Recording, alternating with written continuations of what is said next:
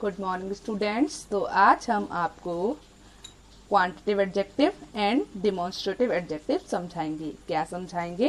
Quantitative adjective and demonstrative adjective. चलिए quantitative adjective start करते हैं।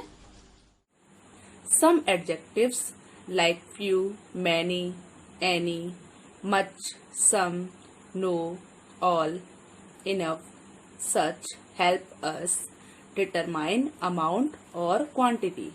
क्या है? मतलब कुछ एडजेक्टिव ऐसे होते हैं जैसे few, many, any, much, some, no, all, enough, जो हमारी मदद करते हैं। जो ऐसे होते हैं जो हमारी मदद करते हैं क्या करने में? डिटरमाइन अमाउंट और क्वांटिटी। क्या करने में? अमाउंट और क्वांटिटी को डिटरमाइन करने में। समझ आया? तो कुछ एडजेक्टिव ऐसे होते हैं जो हमारी मदद किसमें करते हैं? जो अमाउंट और क्वांटिटी को डिटरमाइन करने में क्या करते हैं? हमारी हेल्प करते हैं। समझ आया? कौन कौन से होते हैं? Few, many, any, much, some, no, all, enough. तो आपको इतना समझ आया? They are called quantitative adjective. ये क्या कहलाते हैं बच्चों? क्वांटिटिव एडजेक्टिव कहलाते हैं। आपको पता है हम हिंदी में क्वांटिटिव एडजेक्टिव को क्या कहते हैं? परिमाणवाचक विशेषण। क्या कहते हैं? परिमाणवाचक विशेषण, जो आप किस में पढ़ेंगे? हिंदी ग्रामर में पढ़ेंगे। समझ आया? They are also called determiner. ये एक चीज और कहलाते हैं। क्या कहलाते हैं? डिटरमाइनर भी कहलाते हैं। अगर कहीं पर डिटरमाइनर लिखा आ गया, फिर आप सोचोगे अरे हमें तो मैम ने क्वांटिटिव एडजेक्टिव सिखाया है, अब ये डिटरमाइनर क्या होता है? तो बच्चों डिटरमाइनर और क्वांटिटिव एडजेक्टिव दोनों एक ही होते हैं। समझ आया आपको? डिटरमाइनर और क्वांटिटिव एडजेक्टिव दोनों क्या होते हैं? एक ही होते हैं। मतलब ये है कि हम क्वांटिटिव एडजेक्टिव को डिटरमाइनर भी कह सकते हैं। समझ आया? क्वांटिटिव एडजेक्टिव को हम क्या कह सकते हैं? डिटरमाइनर भी कह सकते हैं। They describe things that are difficult to count, like some, little. They describe things that are difficult to count, like some sugar, a little rice. मतलब क्या है? ये describe करते हैं उन चीजों को जो काउंट करने में क्या होती हैं? डिफिकल्ट होती हैं, जिनको काउंट करने में कठिनाई होती है, उनको क्या करते हैं? उनको ये describe करते हैं। जैसे सम सुगर। क्या? Some sugar. अब जो चीनी है उसको काउंट करने में हमें डिफिकल्टी होगी ना, तो ये क्या करते हैं? ऐसे नाउन को क्या करते हैं? डेस्क्राइब करते हैं। ऐसी चीजों को डेस्क्राइब करते हैं। सेकंड है अ लिटिल राइस। अब राइस को भी हमको काउंट करने में दिक्कत होगी ना, तो जो हमारे क्वांटिटिव एडजेक्टिव होते हैं वो क्या करते हैं? जिन चीजों को काउंट करने में कठिनाई होती है उन्हें क्या करते हैं? उन्हें भी डेस्क्राइब करते हैं। उसके बाद आगे है अ क्वांटिटिव एडजेक्टिव में इंडिकेट अ नंबर 2। मतलब क्या है? जो क्वांटिटिव एडजेक्टिव होते हैं वो नंबर्स को भी इंडिकेट कर सकते हैं। समझ आया? ऐसा नहीं है कि सिर्फ वो जो चीजें काउंट नहीं हो सकती उन्हीं को सिर्फ इंडिकेट करेंगे, नहीं, उन्हीं को डिस्क्राइब करेंगे, नहीं। एंड अ क्वांटिटिव एडजेक्टिव में इंडिकेट अ नंबर 2। मतलब जो क्वांटिटिव एडजेक्टिव होता है वो नंबर्स को भी इंडिकेट कर सकता है। We use few, many, etc. as countable nouns. मतलब क्या है? हम काउंटेबल नाउन के रूप में हम काउंटेबल नाउन की तरह क्या यूज कर सकते हैं? फ्यू, मैनी, जो हमारी काउंटेबल नाउन होती हैं उनके साथ हम क्या यूज कर सकते हैं? फ्यू, मैनी यूज कर सकते हैं। फ्यू मतलब तो जानते ही हो आप, क्या? कुछ, थोड़ा। मैनी, कई। तो ये हम किसके साथ यूज कर सकते हैं? ये हम किसके साथ यूज करते हैं बच्चों? बताइए। काउंटेबल नाउन के साथ। किसके साथ यूज करते हैं? काउंटेबल नाउन के साथ। चलिए उसके बाद whereas a much, little, a lots of, some, any,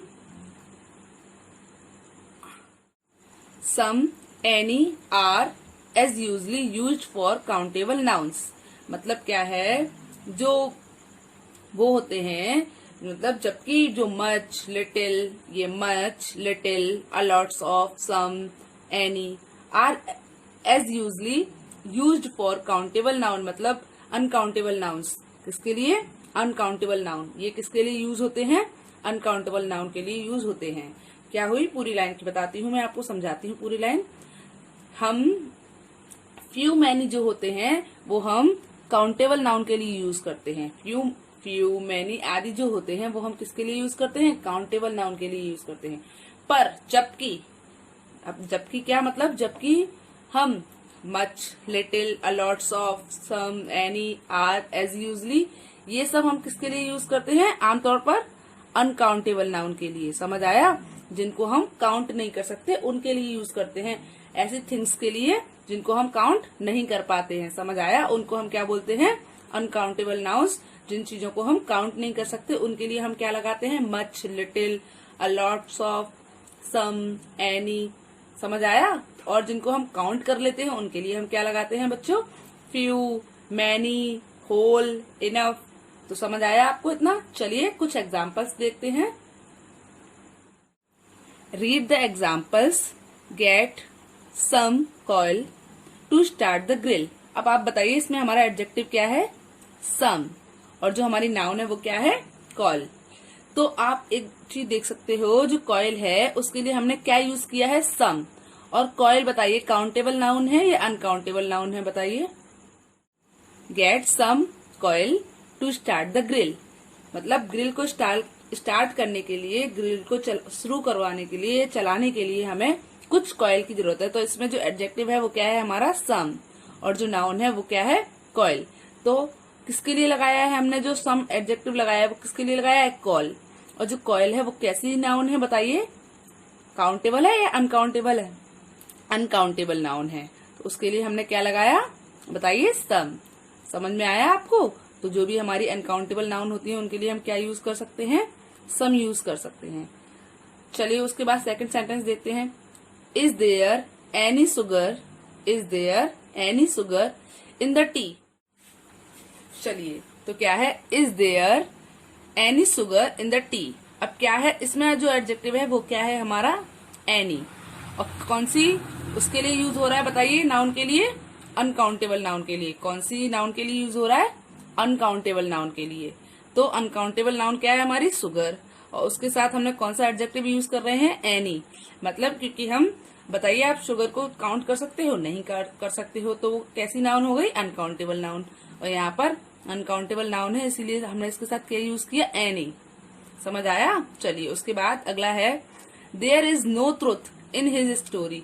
अब आप ये बताइए, आप क्या सच्चाई को, जो भी सच है या सच्चाई है, आप उसको काउंट कर सकते हो? नहीं कर सकते हो।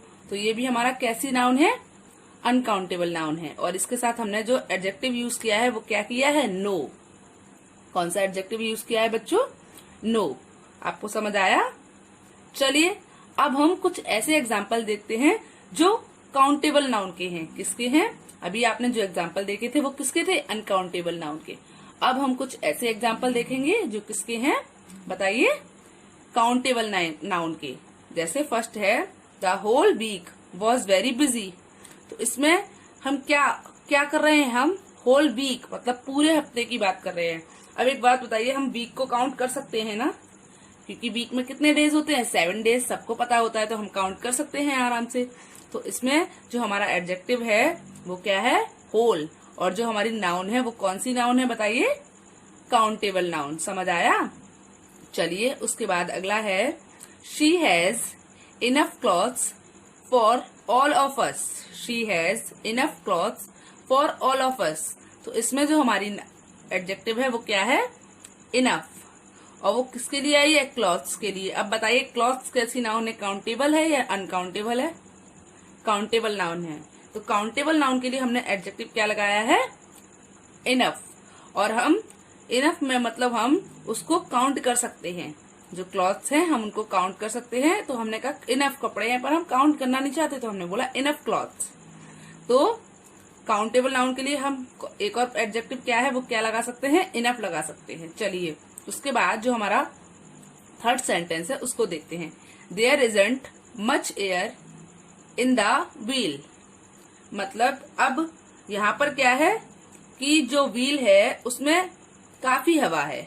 कैसी हवा है? काफी हवा है। अब देखिए यहाँ पर हमने क्या लगाया है? मच लगाया है। क्या लगाया है बच्चों? मच लगाया है। अब बताइए जो मच होता है वो कैसा एडजेक्टिव हुआ? अनकाउंटेबल हुआ। अनकाउंटेबल मतलब जो एयर है वो अनकाउंटेबल नाउन हुई, क्योंकि हम एयर को काउंट कर लेंगे? नहीं कर पाएंगे। बताइए हम एयर को काउंट कर सकते हैं? नहीं, बस अंदाज लगा सकते हैं। तो इसके साथ हमने कौन सा एडजेक्टिव यूज किया? मच, क्योंकि सिर्फ हमने काउंट नहीं कर सकते उसको, जो हमारी एयर है वो अनकाउंटेबल नाउन है। तो इसके लिए जिन चीजों को हम काउंट नहीं कर सकते उनके साथ हम क्या लगाते हैं बच्चों? Much, little, a lots of, some, any. समझ आया? और जिनको हम काउंट कर सकते हैं उनके लिए हम क्या लगाते हैं?